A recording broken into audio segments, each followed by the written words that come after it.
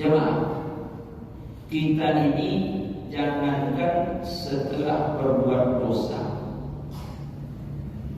setelah berbuat baik saja mesti bertobat. Saya ulangi, jangankan setelah berbuat maksiat. Setelah berbuat maksiat kan kita berdosa, itu udah jelas bertobat. Setelah berbuat baik saja mungkin kita berdosa, maka perlu bertobat. Apa contoh? Kita sholat. Setelah kita sholat, kita ucapkan Assalamualaikum warahmatullahi. Assalamualaikum warahmatullahi. Apa yang kita baca? Astaghfirullahaladzim. Padahal kita baru berbuat kebaikan. Sholat kita kan. Tapi kenapa kita beristighfar, minta ampun ke Allah? Memangnya kita buat dosa tadi? Tidak, kita berbuat baik. Kita nyembah Allah. Tapi kok baca istighfar? Karena sholat kita itu mungkin kurang khusyuk, atau tak khusyuk sama sekali, atau sholat kita tadi tak ikhlas, ria. Makanya sudah sholat Assalamualaikum, Assalamualaikum, Astagfirullah. Kalau sudah sholat saja kita mesti minta ampun, apalagi kita setelah berbuat maksiat. Jadi mesti kita bertobat ya Mak. Karena mana tahu sedang berbuat dosa itu malaikat mencabut nyawa. Mana tahu sedang berbuat maksiat itu sampai ajal kita. Andai kita sedang berbuat maksiat, tiba malaikat sampai ajal, saya ulangi, mati suul khatimah, ini bahaya besar. Maka supaya kita husnul khatimah, banyak-banyak bertobat. Apa alasannya? Rasulullah SAW orang yang tak berdosa, tapi dia bertobat setiap hari paling kurang 70 sampai 100 kali. Udah dijamin masuk surga, tak bakal masuk neraka. Taubatnya sehari tak kurang dari 100 kali. Itu cara kedua agar kita harus husnul. Yang ketiga, bagaimana agar kita husnul khatimah insyaallah? Cara yang ketiga adalah kita mesti berhusnuzon kepada Allah Ta'ala. Apa itu husnuzon? Berbaik sangka. Jangan sekali-kali kita suzon ke Allah. Apa itu suzon? Berburuk sangka, menuduh Allah dengan tuduhan tak baik, menyalah-nyalahkan Allah. Allah tak boleh kita salah-salahkan. Karena apa? Allah tak pernah berbuat salah. Allah itu baik, makanya kita mesti berprasangka baik, husnuzon.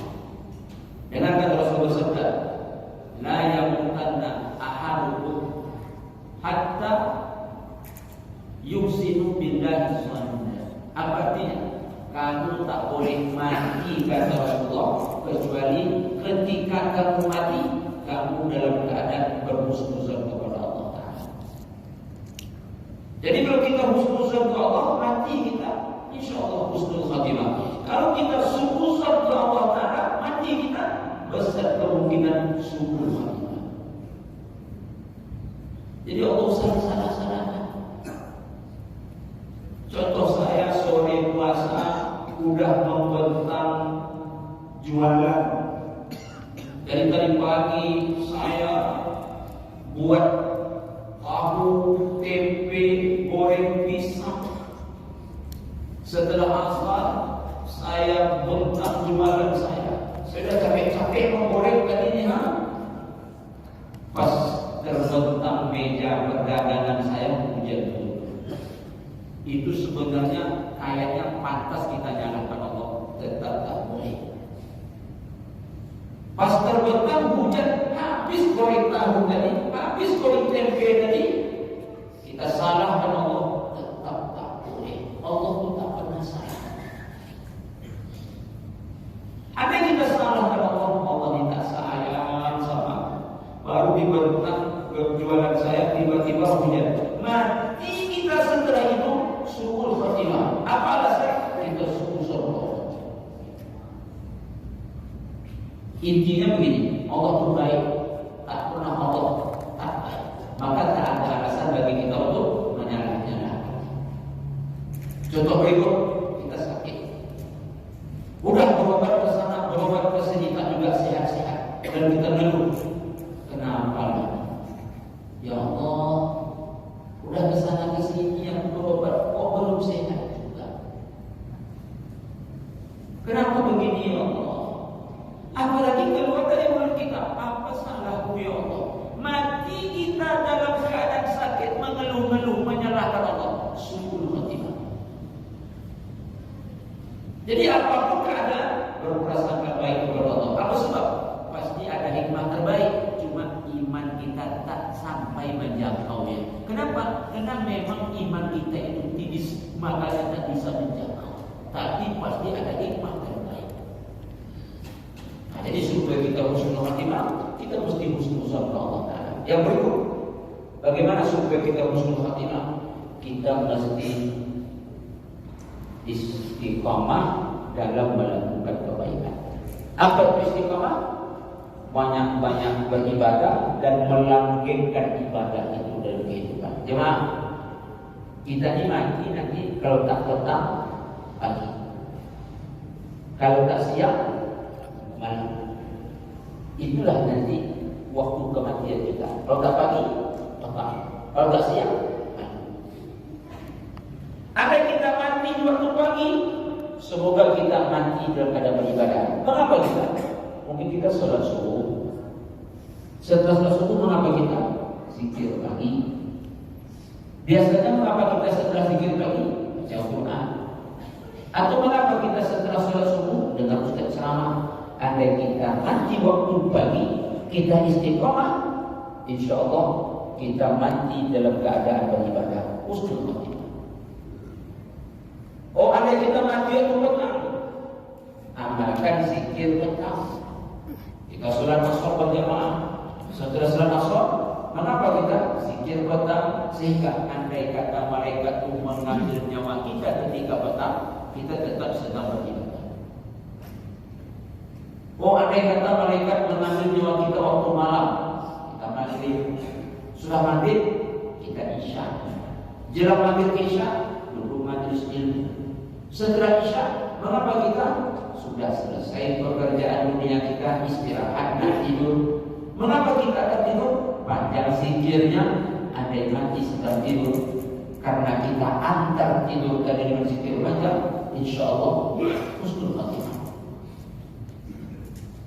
Andai mati kita ketika siang, kita sholat zuhur, ada qabliyah ba'diyah. Jadi dalam waktu 24 jam itu kita kalau tak matinya malam siang, kalau tak pagi petang, maka bagaimana supaya husnul khatimah? Istiqamah mengisi waktu tadi dengan ibadah. Dan hebatnya lagi, orang kalau istiqamah saat nanti menghembuskan nafas terakhir, dia dapat perintah masuk surga. Saya ulangi, dia dapat perintah masuk surga saat akan mati. Apa bunyi ayatnya? Innal ladzina qalu rabbuna Allah summa istaqamu tatanazzalu alaihimul malaikah. Orang-orang yang berkata Tuhan kami adalah Allah, lalu mereka istiqamah, turun malaikat kepada mereka. Kapan malaikat turun? Kata ulama tafsir, saat mereka akan meninggal dunia. Mengapa malaikat turun? Allah yang nyuruh. Apa yang disampaikan malaikat? Allah takhafu wa la tahzanu. Jangan takut, jangan sedih. Wa abshiru bil jannati allati kuntum tu'adun. Berbahagialah, Allah telah sediakan surga sebagai tempat tinggal. Allahu Akbar. Kita dapat harap masuk surga sebelum meninggal. Allahu Akbar. Istiqamah. Yang berikut, bagaimana supaya kita husnul khatimah? Mesti kita sering-sering mengingat kematian itu. Jemaah, orang kalau ingat mati bahagia. Oh enggak Ustaz, kita ini kalau ingat mati enggak bahagia Ustaz, ketakutan kita. Tidak, orang kalau mengingat mati bahagia. Apa sebab? Orang kalau ingat mati, dia waspada dalam hidupnya. Melihat, waspada. Tak melihat yang dilarang. Mendengar, waspada. Tak mendengar yang dilarang untuk didengar. Ngomong, hati-hati. tidak sembarang ngomong, sehingga orang seperti ini minim masalah. Kalau minim masalah, nyaman hidupnya. Jadi orang ingat mati itu orang yang paling bahagia. Kenapa orang ingat mati orang paling bahagia? Saya ulangi, nyaris tak punya masalah dalam hidup. Karena yang dibuatnya kebanyakan yang benar-benar saja. Tapi orang kalau lupa mati, banyak masalahnya. Sehingga kalau banyak masalah, tak nyaman hidupnya. Ngomong masalah, melihat masalah, berbuat masalah. Kalau banyak masalah, gundah, resah, gelisah, gelana, tak nyaman hidup. Lalu yang nyaman hidupnya yang mana? Yang sering mengingat kematian. Dan orang kalau sering ingat mati, hatinya akan dikayakan oleh Allah. Orang kalau sering ingat mati, dia akan segera bertobat dan segera pula melakukan perbuatan yang baik. Yang terakhir, agar kita husnul khatimah, jaga tauhid kita baik-baik. Jangan sekali-kali berbuat syirik atau menyekutukan Allah Ta'ala.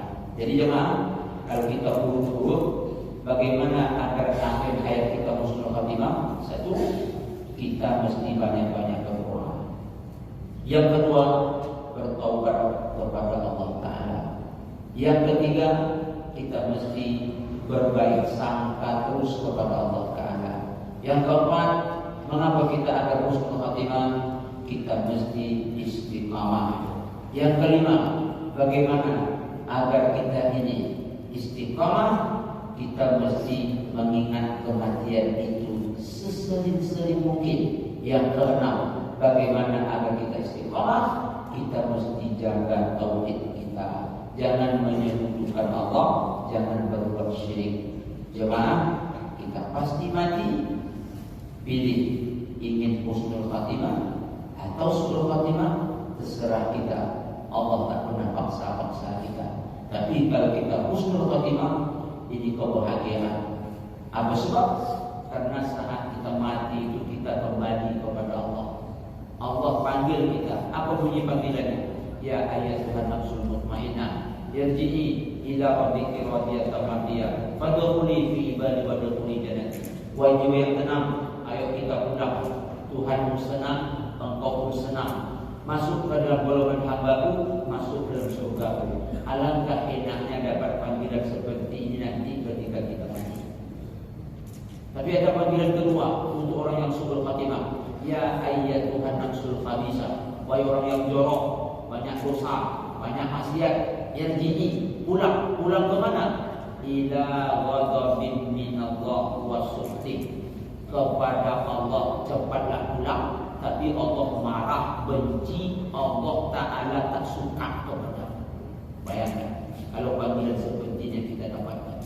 Kita biasanya kalau lebaran ini pulang kampung. Kalau orang kampung senang dengan kita, ayah kita suka dengan kita, enak pulang. Tapi kalau orang kampung tak suka dengan kita, rasanya berat nak pulang. Bayangkan ketika kita pulang ke Allah, Allah senang, pasti pulangnya nikmat. Tapi bayangkan ketika kita pulang ke Allah, Allah tak suka. Pasti ini bahaya besar, musibah hebat. Alhamdulillah, semoga kita semua husnul khatimah. Amin ya rabbal alamin. Jemaah tamu-tamu Allah yang mulia, ini sedikit pengantar untuk kita sholat tahajud pada malam hari ini. Dan semoga Allah Ta'ala menerima ibadah kita malam hari ini. Dan ini malam 27. Kata ulama dulu, Lailatul Qadar itu sering terjadi di malam yang ke-27. Maka pastikan kita ikhlas karena Allah, berharap balasan Allah. Andai kata malam ini Lailatul Qadar itu turun, semoga kita dapatkan dan Allah Ta'ala memberikan balasan pahala yang banyak dan semua dosa-dosa kita hendaknya diampuni oleh Allah Subhanahu wa Ta'ala. Baik, kita tutup dengan ucapan doa kafaratul majelis. Subhanallahumma rabbana wa bihamdika asyhadu an la ilaha